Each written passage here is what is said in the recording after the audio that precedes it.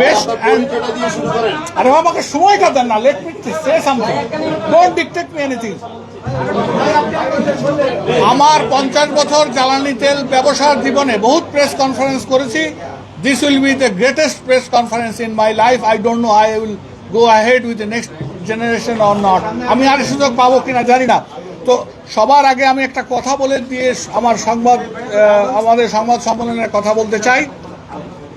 বর্তমান জ্বালানি তেল ক্রয়ে আমাদের অনৈতিক ক্ষুধা, আরে ভাই আবার কথা বলেন না, কথা বললে হবে না ভাই, আপনারা চুপ করেন। বর্তমান জ্বালানি তেল ক্রয়ে আমাদের মনের অনৈতিক ক্ষুধা দূর না হলে এই সংকট কাটবে না। অভাব যোগানে নয়, অভাব আমাদের মনে। আমরা মনে করি নিজের প্রয়োজনের চাইতে বেশি গুরুত্বপূর্ণ আর কিছু নেই।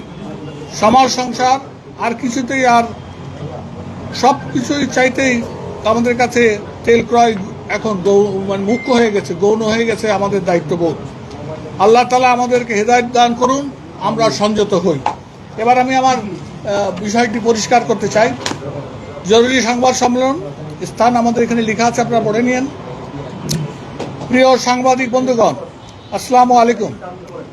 আজ এক অস্থির মুহূর্তে বারবার আপনাদের মাধ্যমে জনগণ তথা দেশবাসীর কাছে আমাদের অবস্থান পরিষ্কার করছি। তাই এই জরুরি সংবাদ সম্মেলনে উপস্থিত হবার জন্য বাংলাদেশ পেট্রোল পাম্প ওনার্স অ্যাসোসিয়েশনের পক্ষ থেকে আপনাদের অভিনন্দন, ধন্যবাদ ও কৃতজ্ঞতা জানাই। আপনারা জানেন গত কয়েকদিন ধরে প্রতিটি পেট্রোল পাম্পে এক ধরনের অস্থিরতা, বিভীষিকাময় ভীতিকর পরিস্থিতির সৃষ্টি হয়েছে। জ্বালানি মন্ত্রণালয়ের আদেশ নির্দেশ ও তাদের সিদ্ধান্ত বাস্তবায়ন করতে গিয়ে নাভিশ্বাস আমাদের। আপনারা জানেন টেকনাফ থেকে তেঁতুলিয়া পর্যন্ত পেট্রোল পাম্প মালিকরা সরকার নির্ধারিত দামে জ্বালানি তেল বিক্রি করে আসছে।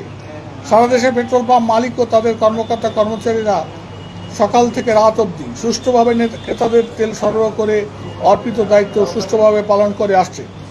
তারপরে অহেতুক